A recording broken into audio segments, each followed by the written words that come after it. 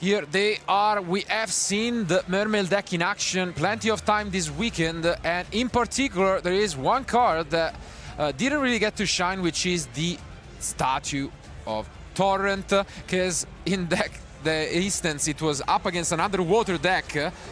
I think it's pretty good against Dinh-Khas. Yeah, no big fire monsters coming out of the hand. None of those Fire King Grunixes. I think he runs both copies, does he? From Dinh-Kha. And here comes the first interruption, though. An effect Veiler, unfortunately, is still going to be able to resolve that Dragoon, so doesn't quite stop the card completely. Yeah, one of the most powerful normal summons in the game by quite a long way, really. You get to send a card as cost, but it's not really a cost, it's more of an upside, as you also then get to search a card, and then whatever you sent gets to activate. And here we see that other very powerful card peeking at Dinh-Kha's hand, gonna take away any further interruption. Kind of a rough end, but he's not gonna go after. Yeah, all right. It's not that good. Yeah, it's not talent, but I mean, you can tell his muscle memory kicking in right now. Oh, but the statue is discarded this time around. Isn't it easier now to get back? You just get it off the Marinsa Sling? So, exactly. It doesn't negate any effects, the Marinsa Sling, does it? Or yeah, you can absolutely get it back. And oh, wow. yeah, that's an incredible opener. I mean, you have mentioned it plenty of times. This deck is definitely not the control one. You go in, you can set up multiple totally awesome, go for the Coelegant, as Ed revealed to me. It's not actually pronounced Coelegant. Yeah, do you think he's not running it, or do you think he's just got it in his hand because he went to summon the Atlantean, the new Atlantean, instead of the Coelegant? So he's definitely running it. Must be in his hand. Yeah, and Nils is not playing the Mullen Glacier, by the way, so it's... okay. Yeah. Seems like a trend this weekend for most of our Mermail duelists. Yes, indeed. So that's a bit of a downside not drawing the Coelegant. That really seems like, you know, getting a few extra monsters from the deck gives you that extra Toad. So not quite as strong as we'd hoped. And the statue, whilst quite powerful, can just be attacked over with any normal summoned Fire King. Yeah, we know the Arvata, and obviously Extravagance is also a pretty good way to start things off. We can negate it with the Totally, but... what is this? Is like the Abyss Keeper, I think, right? Yes. Oh, I was thinking of Starboy, but it's not Starboy. It does something else, right? I think this is the first time I've ever seen Dinh-Kha read a card. Usually it's the other way around. Yeah. Oh, well, here we are. If you've drawn the Coelegant, then you can summon it with the Abyss Keeper. So I guess that's the purpose of it here. This is great. Yeah. Wow. Look at this. Yeah, what a find. Gets to summon the fish from end, and yeah, still accomplishes so much. I think this is the first time we've seen this card in action, right? Did he change his mind on the third fish? No. I think Dink is just reading it. Ah, no, okay, yeah. Yeah. I was looking down and yeah. So you can very kindly give back the Arvata that they were going to get back anyway, and summon a water monster from your deck. You can't use the Abyss Keeper as a link material, so we're not going to be able to link up into something further, but I think at this point he will get to the statue quite easily. It's just a matter of what else he's going to do. Can he make a second Toad? I think you can, right, with the new Atlantean XYZ? Not quite at the moment what we are going for. This is again another great addition. And yeah, definitely not the amount of reading we are used to seeing, but I mean, I can't really blame him. Although it has shown, you know, pretty good performance this event, it's definitely not the most represented deck by any means.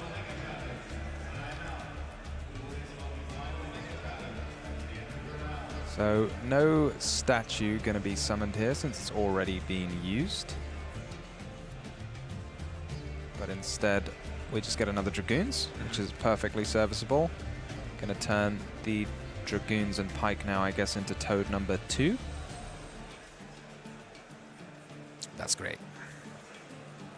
Yeah, there is a bit of a nuance, as you've mentioned, because we're gonna have to find some use for the extra monster zone, because we cannot use it for a link summon. Does the Marincess link, is it one of those that needs to point to the monster it summons? Or is it one of those that can just summon anywhere? Let's have a little look.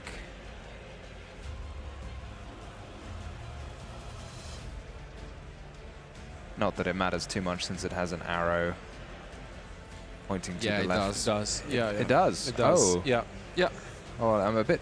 Oh, no, it's fine. You have to link it first, right? Because if you use the shark here, then you'll have a toad. You have to summon toad into that zone. It does work, but that zone was quite important, wasn't it? I mean, I guess this works still, yeah. You can just summon it this way anyway. They've got a surplus of options here. Yeah, this is so good. Again, one of the latest support in the updated version of Abyss Strike, we could say. Not quite the rank 3 that we were used to seeing back in the day.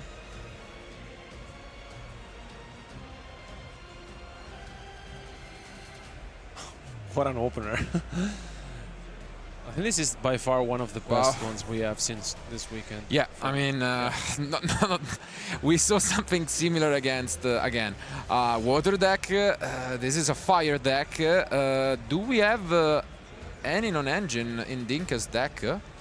Can out this? Something along the lines of, I don't know, Droplet or... I mean, he's running Impermanence, but that's probably not going to be quite enough. No droplets. No Droplet, no. And yeah, we adding the infantry there, so with the shrine in hand, you can like check the normal summon of Dinh-Kha. Opening. So I guess there's kind of nothing. That's it.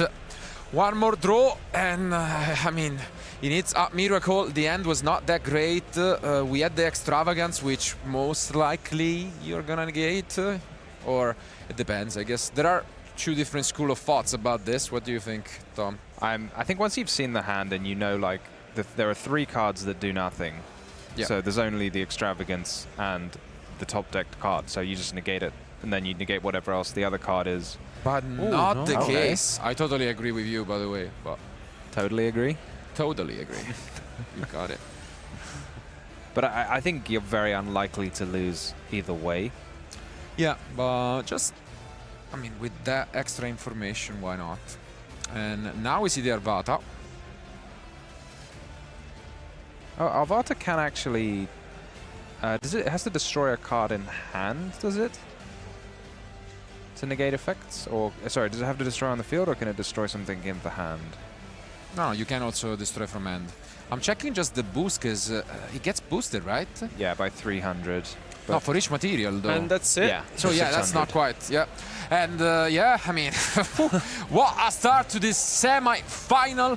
Nils take the first game with this Mermaid Atlantean deck. Wow, such opening. Yeah, the water deck absolutely flooding over Dinh-Kha's fire deck. Yeah, it's time to get all of those punts out of the window. And I mean, if there were doubters, I mean, often you see these kind of combo-heavy decks that have some engine requirements. In this case, you could think, you know, the Barrier Statue, the Coelegant, both were drawn this game. And still, it did not matter, because he built his deck in a way that you can still get access to them, both from hand in the one case or from the graveyard. And I mean, that's scary. Yeah, it's very neat. I mean, you can still use the cards if you draw them, but the downside is when you draw them, they're not something else that you could kind of more proactively use. But on the other hand, we're just seeing the power of the Minstrel there. Like, looking at Dinh-Kha's hand, once you've seen the hand, you know exactly what to do. You know there's nothing that can stop you. You know what to negate, what to leave. It's just perfect. Absolutely. So, what is the plan? So Dinh-Kha, obviously the master of you know, improvising as well. So what could he bring from his side decks? I think the Call by the Grave, and you may not want to, because like the Solemn Judgment, honestly, it's risky, to be fair. You know? But at the same time, it is very effective against the Neptabis, so you might just take the risk there. Not sure. Yeah, I think I agree on paying. I would pay 4,000 instantly to destroy the prince and stop it from activating its effect. I wonder if Dominus Impulse comes in. It's an interesting card to have in the side deck in general. I'm not sure, you know, that seems like a card that could very happily slot into your main deck. So I don't know if there's any sort of light effects that he wants to use or something like that, like Effect Veiler. Yeah. But what do you think Nils will do? I think he might just rely on his engine, to be fair, as water beats fire, and let's find out whether that will be the case again. Let's jump into game 2.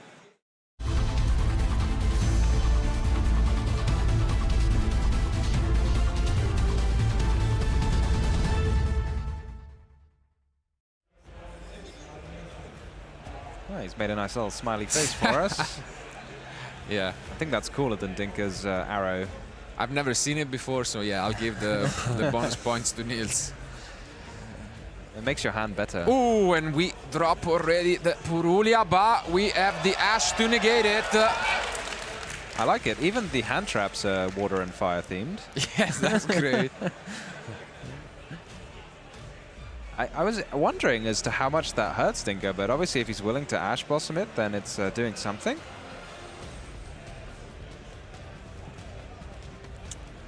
Yeah, I mean, something about I have seen Dinka's. Oof! Wow, extravagance seems to be glued to Dinka's hand. It's one of those cards that's absolutely perfect going first and then going second. Downside being it's not a card you can use as a hand trap at the beginning of the game. So if your opponent, and if you draw into any hand traps, then you can't use it. So amazingly, even just drawing 2 nowadays can sometimes be too slow. Makes you wonder if players would actually include Pot of Greed in their main deck. Yeah, you'd like to, right? But we have seen a lot of pots being played during this weekend, and I think it makes a lot of sense to play the Extravagance into Dinka's deck to give consistency, and you're also playing, you know, the one Pot of Prosperity as well. Yeah, all the pots. I guess he has much less need for his extra deck than some others. Yeah. You can see he's got those kind of redundancy copies of Promethean Princess. Amazing how we used to see that card absolutely everywhere, and then not again. This might be a rough one. The impermanence seems like it was enough to stop Dinka. Just 2 face downs. And that's a pretty good thing to start things off. Yeah. Let's see if there is anything from... Here comes the new Poseidra.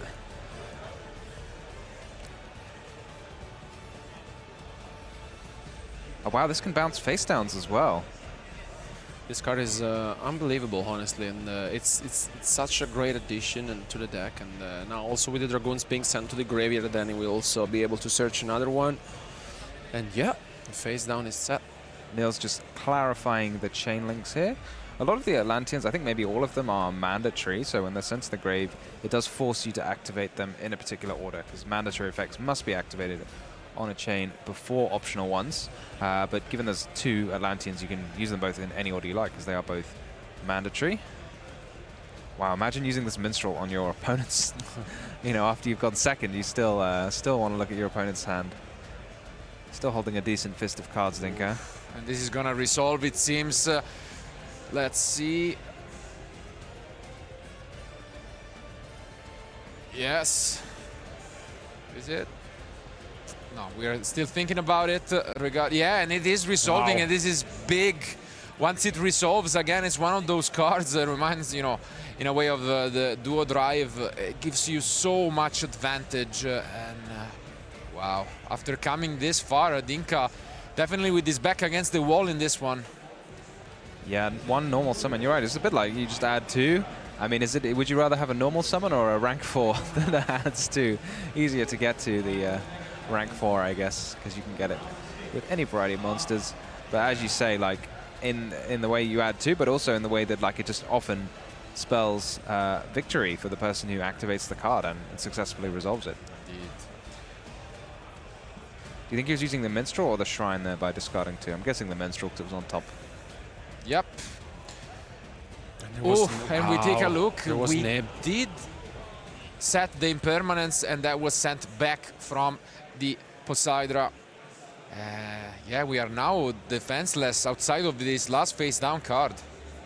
Yeah, I don't know what magic it could be. I don't think there's any super powerful traps. People have been kind of going away from this idea of, you know, getting these super powerful cards off thrust. Oh, are we about to see the Poseidra extra deck monster now, turning all of his water monsters into a level 7? I was getting ahead of myself. Maybe we'll use the Abyss Trite in a second to rank up into Poseidra Abyss and then bounce the rest of Dinh-Kha's cards to his hand. Yeah, this is resolving. It seems like we did it the right one with that Poseidra, as Dinh-Kha is not really interacting anymore, and we do upgrade. This is unbelievably powerful, this card. You get to send a card from your deck to the grave as a cost. And it's basically Mist Worm. Yeah, exactly. You've been playing a lot of 2010. That's your first reaction. Yeah, we'll look at all these Atlanteans we're sending to the grave as costs. Bye-bye Prince. So we're going to be able to use that effect in a second. And then goodbye probably to a Dragoons. Oh, he's still got the statue in his deck going second, which is very ambitious. But yeah, of course. Yeah, I mean, I guess against other matchups, you definitely take it out. Maybe if Dinh-Kha's deck is a little bit more, on the grind side, and then if you think about it, he tends to set up a lot of monsters in the graveyard with the Garunix and the Ponyx, and then you can just summon the statue there, and all of those are shut off. And so why not? Makes sense to me. And yeah, I mean, this is gonna be a lot of damage. How much does he have on the field? 76, right?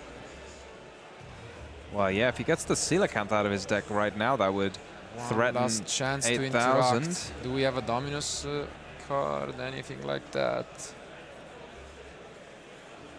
It's been there this whole yes, time. It is. It is the impulse. So was really patient with it, but now Nils knows everything that's left. The Imperm is now live once again, worth keeping in mind. Absolutely. I guess there wasn't a time to use it on the Atlantean Shadow Squad, since Nils probably arranged his chain so that it wouldn't work. And is it just another copy? Yeah, it looks like it. Yeah, he's not used the special summon effect, so I suppose you can just special summon it. And is it 2/6? 2/8. 2/8? Oh, okay. But we're not going to do that. We're not quite going yet. for that. Wow. I mean, you have the grave effect of the Poseidra. As you've mentioned, though, he just needs to be careful about that impermanence, which, in the back of your mind might just be kind of like, oh, that card cannot be used, And, yeah. And now it's actually back online. This feels like enough stuff to win through impermanence, but I guess we've got to see him play it out. Yeah, here we are gonna use the Marincess.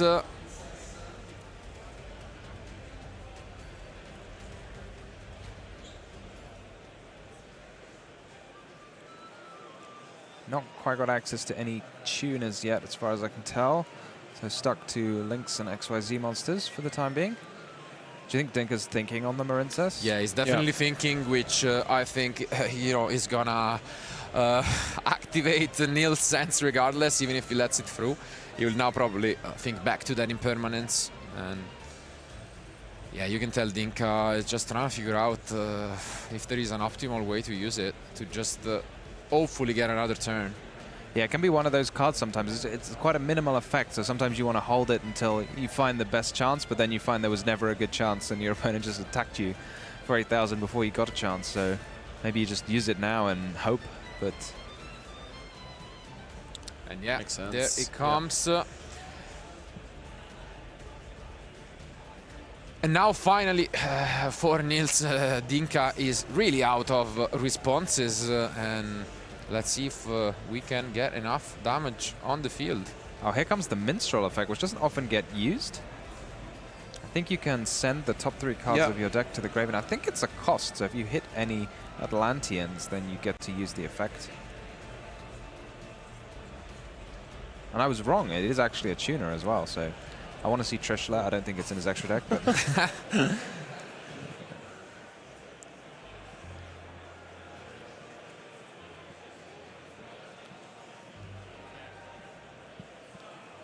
What do you think he is looking at? Has he used Poseidra to special summon itself?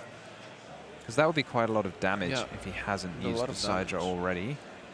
Can't remember the attacks of it, all of the little monsters on the field. Oh, no, he's entry battle phase. Don't think that's... That's definitely not 8,000, Yeah, no. I think they're about it like that. I feel like they're all around 1,000. 28, 48, and... Yeah, so it seems like unless there is some surprise, Dinh-Kha will get to live for another turn. I feel like he's somewhat stripped of resources anyway, even though this wasn't everything that Nils would have hoped. He knows exactly the hand. The Nibiru is going to come back during the end phase, but it's going to be way past the point of being useful. So just got that Ponix and the... what's the name of the level 4 that destroys a card and searches that he summoned last turn. Very bad with names this weekend. Arvada, you mean, or Arvada? No, Volcanics. The normal summon. Okay, yeah. Those are the 2 remaining cards, right? That's what we saw. One got bounced. Yeah, then Nibiru is back. Not that it does all that much. And fortunate that it comes back during the end phase. Yep. You have to do a lot of reading this round. Absolutely. Okay. Definitely has an opening, as you've mentioned, not the greatest of ends, but this felt a little underwhelming given the amount of plays that Nils were going through. I do think he's holding into his own impulse. Yeah, I agree. I think that's what it was. So let's see. Which is very strong against the Garunix if it gets added off Volcanics, which feels like quite a common line. Yeah. Gonna check his own graveyard. Doesn't have much. What does the new Poseidra do when it's sent to the grave for an effect as a cost? I probably should know by now because we've watched it resolve a few times. You can discard 1 card basically. No, you mean the XYZ? No, the new main deck monster. I don't think it has an additional effect for that. No. Oh, that's not very Atlantean of it. Yeah. It does enough, I think. All right, so we get to play. So I think... Yeah, it looks like Garunix was the top deck card. So full information for Nils. There's a Garunix.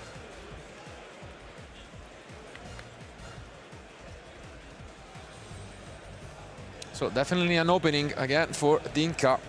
Now able to add his quick spell. Yeah, far more options for Dinh-Kha than he would like to see probably for Nils. I think you can't really do this, right? If it's destroyed, it gets its effect. But is it destroyed, come to think of it? Ooh. And I think this was the card that... That was an imperm, yeah. Do you have to destroy it? That's a really good question. Dinh-Kha seems to think you do. He's just put his card straight in the grave. Yeah. But this is going to trigger a whole host of Fire King effects. Unfortunately, it is mandatory. The destruction actually coming to cost Nils.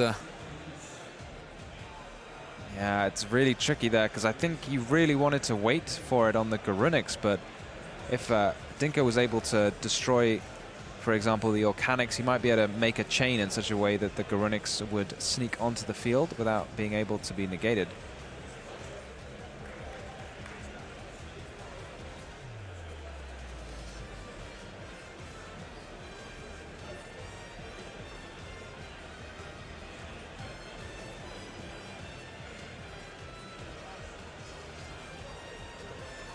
Yeah, he's definitely back in this. Yeah, honestly, that was one of the perfect draws for Dinh-Kha. Felt like he was down and out. It felt like the Impulse would be able to deal cleanly with the Garunix being searched, but instead he didn't have to do that. He could get a few more options, having drawn the Garunix off the top. Yeah, we now have shifted into grind game, and that's where Dinh-Kha's deck shines. So, yeah, I mean, we say grind game, but I'm not sure Nils is going to think of it that way. He's probably just thinking of surviving this turn. Yeah. Does Dinh-Kha run the original Garunix to I think have so, a yeah. target? He does. He used it multiple times. Got to watch out for that in a grind game. Oh, yeah. You want to accidentally destroy your own field.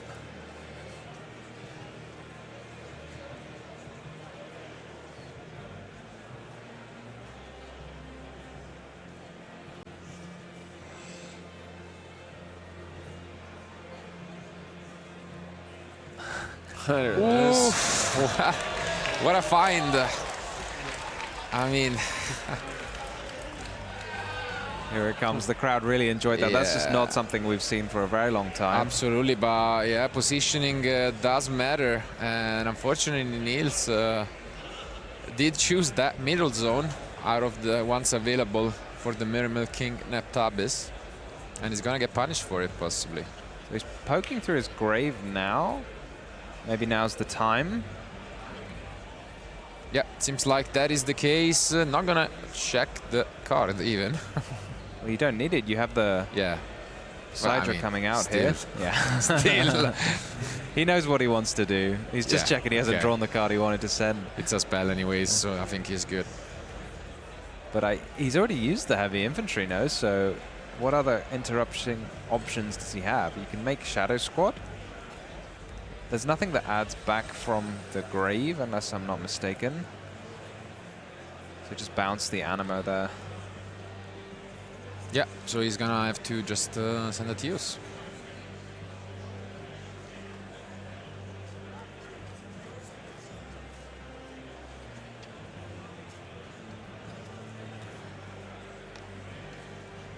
Might buy Nils the turn that he needed. I mean, perhaps this Poseidra really adds to the grind game of the Atlantean deck that in a way that we hadn't necessarily expected.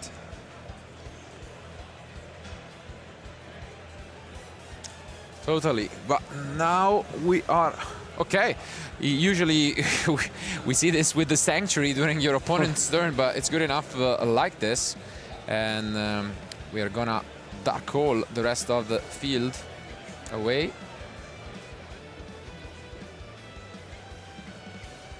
As maybe Volcanics will be Chainlink 1 and we're just resolving our Mermail link as Chainlink 2.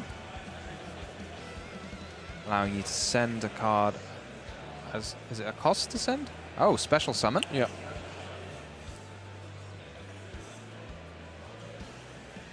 Yeah, I'll bring it up for you guys too.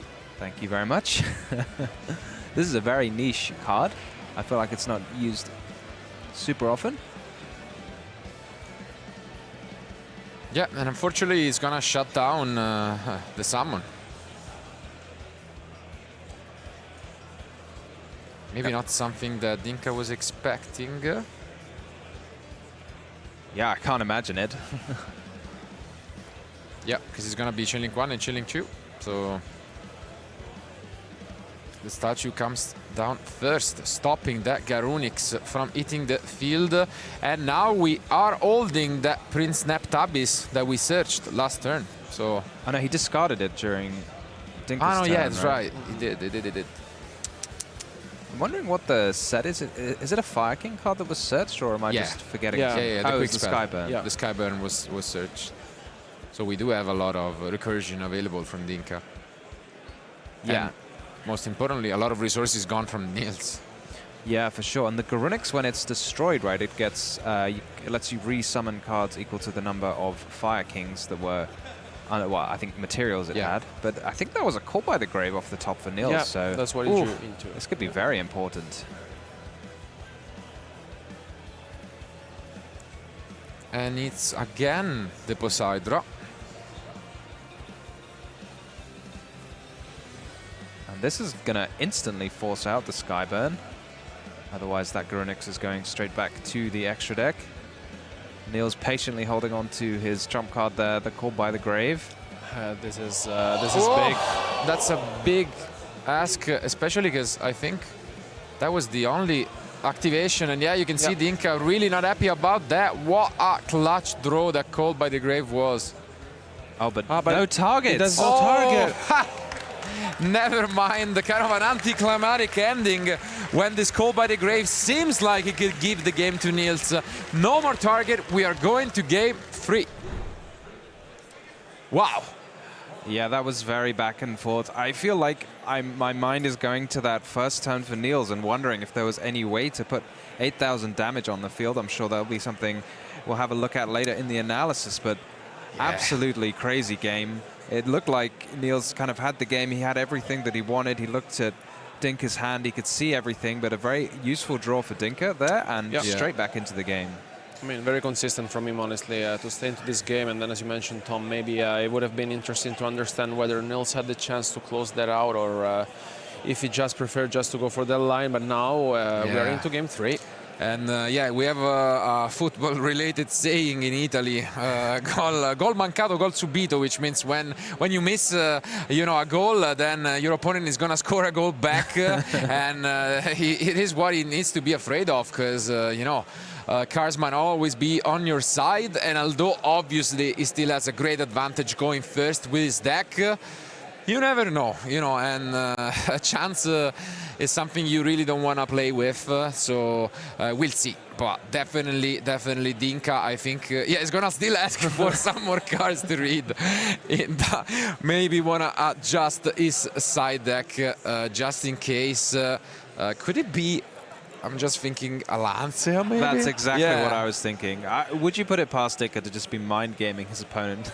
It's like, can I read this, please? Yeah, I mean, I don't think that's the case, but yeah, I think definitely he's just trying to optimize. He wants to play the game. That's what probably this match up until now has taught him, is that when he gets to play the game, it seems as if he can still find openings and get there. So maybe Lancia just doesn't feel great, but could give him a chance to play the game, to live a turn, you know, and if that is the case, I'm sure he'll bring those in. But regardless, guys, there are about 13 minutes left, and only one of these two amazing duelists can advance to the finals and have a shot at becoming either a first-time YCS champion or claim his second YCS title. What a story this is. Don't miss out on this third game. Let's go to the table.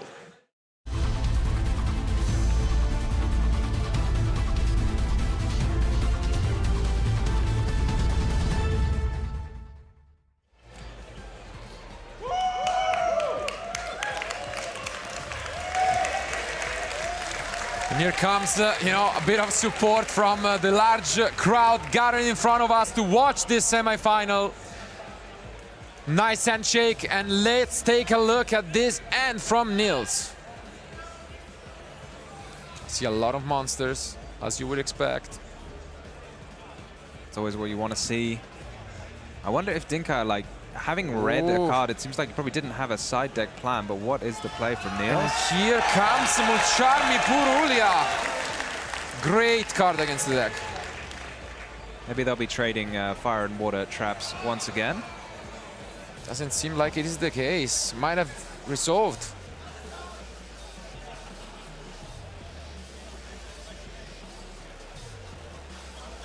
Albeit, will it be that all-powerful Atlantean Prince? No, it is a Poseidra. Theos? No, it is Poseidra, and it's gonna allow Dinh-Kha to draw quite a few cards depending what he wants to go for, and there are more and more interruptions in the end from the Fire King player. Let's see what he wants to do though. And here comes an Ash Blossom.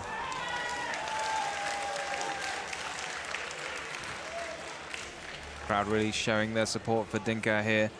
Obviously, the best start is always just hard drawing that Prince, stopping your opponent from doing anything. Wow. There is a stop, and there comes the Volcanics from Dinh-Kha. Do you just have to activate Imperm and hope? Is there think anything that else to do? I think That is the plan. case. Yeah. Dinh-Kha doesn't look too pleased with it.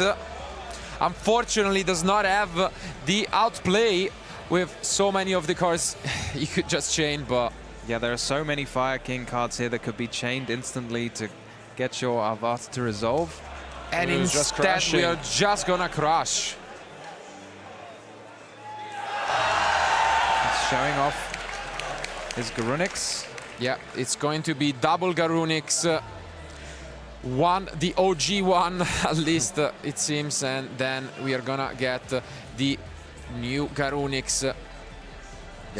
Yeah, such a powerful engine, right? When you can just attack with your monsters just to get it going.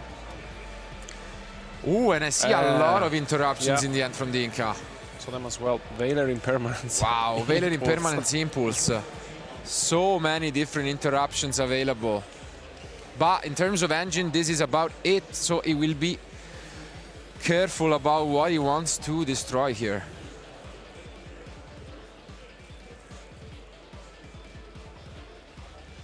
He's got an option of 3 Fire Kings, I suppose. The Arvata, the Ponix, or another and level 8. He's the Ponix, taking the safe route, it seems. He knows that, I mean, there is no way he is just gonna lose out given the amounts of interruptions that he has. So why not just play the long game? In terms of rank 8s, are there any rank 8s except Gurinix? I'm just wondering if there's any super cool rank 8s that we're going to see here, but it looks like... Yeah, it's the only one, he's playing. But still, I think this is more than enough, and look at this. Yep. Yeah. We are just gonna pass back, and then we will be using the Ponix. This looks great, honestly. How can you fight through Valor, Impermanence, and Impulse? Yeah, it's such a big ask. Seems like a massive challenge. Here comes heavy infantry. Is in another. Yeah, Poseidra once more, but there are so many different interruptions from Dinh-Kha available. Is destroying Fire King really the best thing to do? I mean, it's mandatory. Yeah, you have to. Okay, it seems like it is going to be the original Garunix.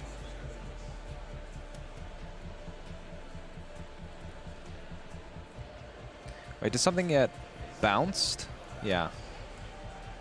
So maybe you hope to hit the Imperm here. Absolutely, like it happened in the previous game. But it's gone back to... I mean, it would be either, right? Either would go back to the hand. I think it was not the Impermanence, actually, but I might be wrong.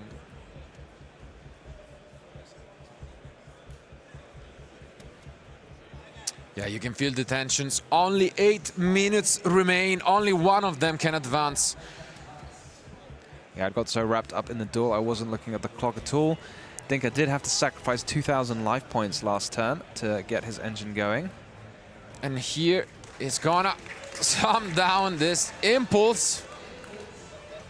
Oh! Oh! But, oh. Here comes the normal summon prince. The other Neptabis.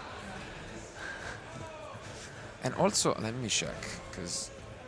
No reaction from the crowd, so I'm guessing they might be a little bit partial to Dinh-Kha's team here. We also have the Valor in hand, right? Which we cannot use anymore. Or yeah, because Impulse was used from the hand, right? Yeah, I think it was used from the hand. So we know the card in hand must be... so the last set is Impermanence. Yeah. Nils doesn't know that, but... That's the one. What else could it be? I suppose a Skyburn, but Skyburn would be flipped immediately, right? You're never going to let your opponent activate the Prince. So I think Nils can have a pretty good guess that that is a set Impermanence or a bluff. Yep. And yeah, it's gonna be a close one for sure, but now it's looking more even. And yes, we do see the Impermanence, but I think he's out of interruptions, right? Because it's only Ponix and Valor in hand. Yeah, that's it, exactly. Yeah, he's out of it. Wow. So it's depends on Nils and how he can play through this. It's oof. Let's see what he searches. Yeah, Here comes the Dragoons. Only 6 minutes. It's gonna come down to the wire. I feel like there's still quite a lot you can do at this point, right? You have the Marincess Link, you can start making rank 7s. Yeah, I think we might have got ahead of ourselves with the amount of interruption. Just that normal summon Neptabis is absolutely crazy, and it must have been the top 2. That was so good. Yeah, for sure. So we're going here to, looks like, make a rank 4 rather than a rank 7, which is a totally fair thing to do. Oh, no, not even a rank 4. There come the Mermaid King. And we are just gonna swing, okay? And return the favor. In this match, we are just crushing our monsters, it seems. Into one another. But yeah, here comes the shrine, most likely, right? And you can discard it. You can tribute a monster on the field and get a level 7 from your deck. And we all know everybody's favorite and very old level 7 Super Ancient Deep Sea King Coelacanth. Wow.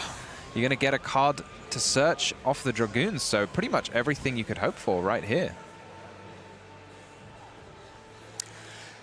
Ooh, the detention is absolutely palpable. If you were here present at YCS Birmingham, I don't think I've ever heard such silence as well from the crowd. Everybody is watching it. Who is it going to beat that advances to the finals? And Nils definitely advancing his claim to that. Yeah, he's getting an army of a full 4 fish monsters here. That's normally quite a good thing to do off the Coelacanth. We're going to be seeing a couple of toads hit the field. Do we start putting our monsters in defense mode? Is it that time of day when you've only got 4 minutes left on the clock? It is a consideration, but at the same time we still are ahead in terms of life points, and yeah, it's going to be a bit tough to lose out on that. Yeah, easier to stay that way when they're in defense, though. But you never want to get too far ahead and put your monsters, yeah, because Toad only has, well, 0 defense, I think, right? So you don't want to let it get attacked over too easily. But Nils has been, yeah, thinking a bit about this one. And here comes, yet again, the boss monster of the deck. God, it just keeps going, doesn't it? It just seemed like he had absolutely nothing. He just passed last turn to just 1 card. Was that a pass to Dinh-Kha, or is he just sort of motioning towards his deck? Not done. He is not done. He's still got quite a lot to do. He's still going, and no, it does pass. Wow. So in the standby phase, we are gonna bring back the Garunix and force out this totally awesome. 1 more layer of defense. Does the Toad activate as well to add back a card? Don't want to miss that in the flurry of chains, but adding back an infantry here would be a very good thing to do. Dinh-Kha's just resolving everything. I mean, I suppose perhaps the players are going a little bit fast because there's time left on the clock, or do you think he's just missed the effect?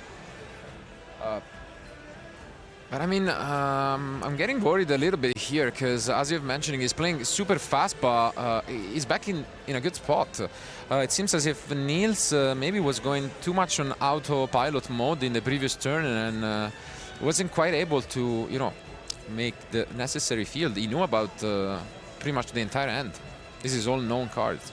Yeah, here comes the Garunix. And here comes the Garunix from Dinh-Kha, clearing everything.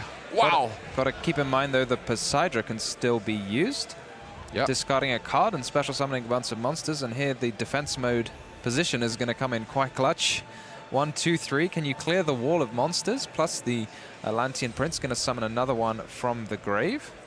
And we're milling for the Minstrel. So many chains being resolved here. You don't need to go like at the super fast speed if you're... You can play at a normal speed, but he wants to make sure Dinh-Kha gets his fair shot. Yeah, I mean, fair play absolutely by Nils. He's really playing super fast, and yeah, it's not obvious at all. Yeah, he's going to have a small army of monsters in defense mode here. And yeah, immediately Dinh-Kha just replies with a play of his own. Does Nils know he's ahead on life points? Yeah. I'm sure he's is. playing like someone who wants to get to his next battle phase. But here we go. Dinh-Kha summoning a few monsters back. The Garunix can summon itself back, can it? I guess so. But yeah, how do you just clear 5 monsters having already used the Garunix? And I think we are just entering battle phase here. So attacking over 3. And can we find any way to push even more damage? In end, we do still have the Skyburn, and we are gonna move to Memphis 2 real quick, make the princess, and pass back to Nils. Wow. Not even bothering to use the Princess, but Nils still got a couple of cards left in his hand. He's drawn the Abysteus. Oof, drawn Abysteus. Veiler cannot be used due to the Dominus Impulse, so he's free to keep on adding, and you can see Dinh-Kha really not happy about the situation. Do we have a target? We don't have a target! Oh. And there comes the Princess. Is that going to be This could it? totally Just be the it! one tap? Here comes Garunix. 20 seconds left, but that's going to be enough. Just needs to attack and attack. Oh my, what an ending! Unbelievable, unbelievable ending. What an ending to this semi-final. Dinh-Kha really is the man. What just happened? What did we just witness? It was an unbelievable top 4 match. Wow. Yeah, that came really down to the wire. I mean, congratulations to Dinh-Kha. You really had to keep his head on straight there when there's only a few seconds left. Not do anything you don't need to do, but also do enough to win the game. Yeah, I mean, it was an unbelievable match, and honestly, I never heard like this much silence in the venue, to be fair. Yeah. Like during a future match, it was like the tension was palpable, but in the end, Dinh-Kha advances to the final with his Fire King, and it's one match ahead to become the YCS champion. Yeah, it's going to be, I believe, his 3rd YCS finals gets to play in. He won 1, he lost 1, and now he's got his last chance after also having an insane season where he won the German national championship. So this could be his 3rd title overall, but what a player he is. Obviously, we've got a chance to, and I've got a chance to interview him in the last round, and yeah, he's just an absolutely insane player. He mentioned that he didn't think the deck was gonna do that well, but I mean, if it looked as if he had a really good matchup against Ryziel decks, I really thought that this was gonna be the ultimate test, that water deck, that explosiveness, as we have seen in game 1 with that ending field, but he managed to make this comeback. Wow. Yeah, I mean, it just had the grind game. It's so rare to see decks when you let the water deck combo off. It just seems like most of the time it just crushes other decks. But I guess at the end of the day, if your grind game is so strong that your cards can be destroyed, whatever, and then they just come back on the next turn. No, it was incredible, especially because like we saw Nielsen in game 1 how well he piloted the deck, and also we have to say that in game 3. Besides, you know, Dinh-Kha had a lot of interruptions at the end. We thought for a second that maybe Nielsen was able to come back, and then another comeback from Dinh-Kha. So it was an unbelievable match, to be fair. Yeah, it was crazy. Maybe, I mean, some of the emotions in the end costed a bit. We have mentioned it, outside of being a phenomenal player and so on, Dinh-Kha is used to just playing on stream. He literally just did in the previous round, and that is not the case for a lot of the players. It always had that extra level of difficulty, and I gotta say, especially in these last remaining matches, because we have an amazing crowd of, you know, the rest of these 2,500 players who have been knocked out and are now watching us live. So it's really something else, and I think in the end, you know, it's a great result for both, and they are getting, I think they're just now applauding the loser as well as deservingly, I mean, he does. He will now get a chance as well to play, though, in the 4th playoff, to, you know, try and get another versus Solaria, a super rare copy, but just in a few moments we'll be able to just show you guys the remaining match. There is only one more match to crown the champion of Birmingham 2025, and at the same time there is also a few more last things, because there will be the last reveal right after the interview for his quarter century stampede, as well as for anyone who might have missed it, at the beginning of the day we revealed that right after the finals we are gonna have an exciting announcement that none of you will want to miss out, so stay tuned after that. But for now, let's hear it once more from Dinh-Kha Bui. Wow, what a semi-final that has been. Dinh-Kha Bui, of course, winning, and the crowd is celebrating you once again, reaching another final. Congratulations from my side already. An insane match that has been. How did you feel going through that entire match there, honestly? It was a roller coaster of emotions. Oh, it was. I still have no words for this. I'm just, I don't know. I can't speak right now. It is really crazy. So let's see some gameplay because you are the master of gameplay. So analyzing some gameplay will be good. First highlight we have here is game 1, where it all was a little more quiet, to be honest. So the first one is where your opponent is going to look at your hand with the effect of the... yeah, we were looking to the hand there, and we see those cards. How do you feel in that situation at the moment? Do you think you have a good shot at winning this game, or how is it looking? No. After he pitched this Shadow Squad for Minstrel, the Minstrel, of course. I pretty much know it was over. Yeah. Yeah, and then we can immediately basically go into the second highlight because you had no more way of stopping him, and he just went into more and more of a pretty big combo. And we see he actually is going to banish the Avatar there, and then funnily enough, he does go for the Abyss Keeper to bring out the Coelicant he has in hand, which is giving you a sign that he drew that. Yeah. But still, if he gets it out some way, he's going to have a major combo, and therefore you couldn't really do a whole lot about it. And actually,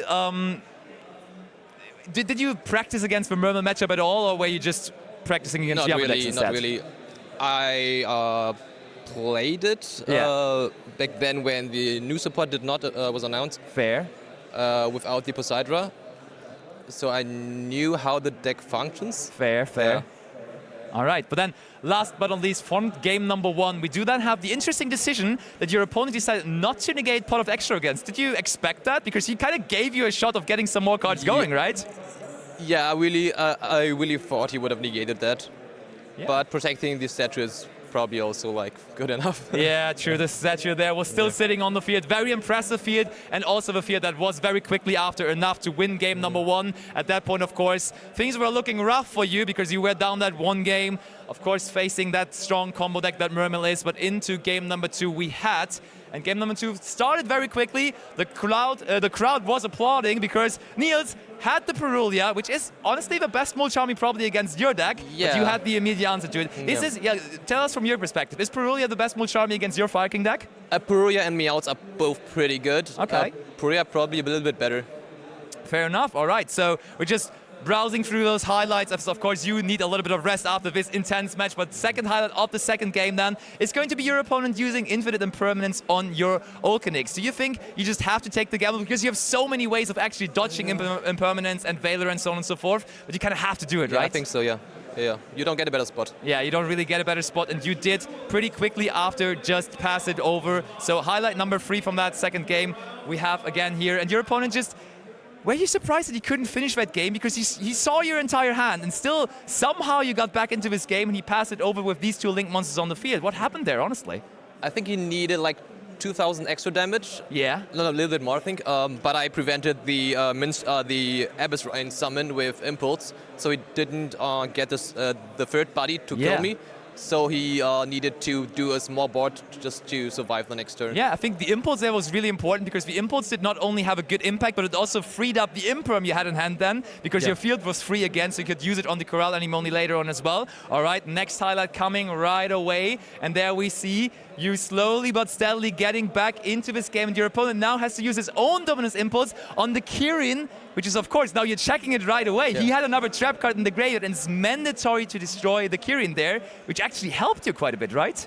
No, it was fine, because I was triggering my effects anyways, because I can just crash with my monsters and 2 his monsters and trigger the Runics, and I can play from there on. So fair enough. Okay, so game number 2, going into a grind game then again. We have the last highlight from game number 2, as it was the finishing sequence. Your opponent, Nils, did have Called by the Grave for your Garunix there, which was the last card you basically held. And the moment you saw that Called by the Grave, you were really unsatisfied, of course. You thought it's over, right? I knew he was most likely out of names. Yeah. Probably had 1 name left, but he had nothing at all, so he scooped. He had nothing at all, and he immediately gave up, so the crowd was once again cheering, and you got it into a third and deciding game. And in that third and deciding game, things got even more crazy. First highlight of that third game we have prepared is going to be your opponent, which passed on a super minimalistic field because you stopped him quite well with the Perulia and then also with another hand interaction. And you now, having the chance to attack with your Olcanix to crash, and then you had Garunix in the hand. Yep. Kind of the best setup you could ask for there, having the Garunix already in hand, right? Yeah. I mean, it was a mistake to summon the Poseidon in attack. True. He gave me the option to crash into his monster. Yeah, very much. Okay, then we have your opponent coming again. Like, it was back and forth, as you said, a roller coaster of emotions. He was able to build up this field. Did you expect him to do this field? Because actually, you had Garunix in the graveyard, right? Yes. So that was a little weird because he immediately would be forced down the standby phase to then interact with the Garunix. Otherwise, he just gives up his entire field. Yeah. I mean, he just needed to stall out the missing time because he was ahead in life and he could spam a lot of bodies during my turn. So his main goal was just to survive in this spot. And speaking of surviving, the last highlight that we have prepared was also the end of the match where you could now use the Princess. He again had no targets for the tiers anymore, and you got the chance to get back into it. He passes over with less than a minute on the clock. You bring back Garunix, and Garunix, of course, would then be able to just go for game, and you made your way once again into a YCS final. You had a big sigh of relief. You think you can now take it all the way? I don't know. It's 50-50, I guess. As per usual, as always, 50-50. I'm wishing you best of luck. We're going to see you in the finals. I know everyone at home is excited, but for the moment, over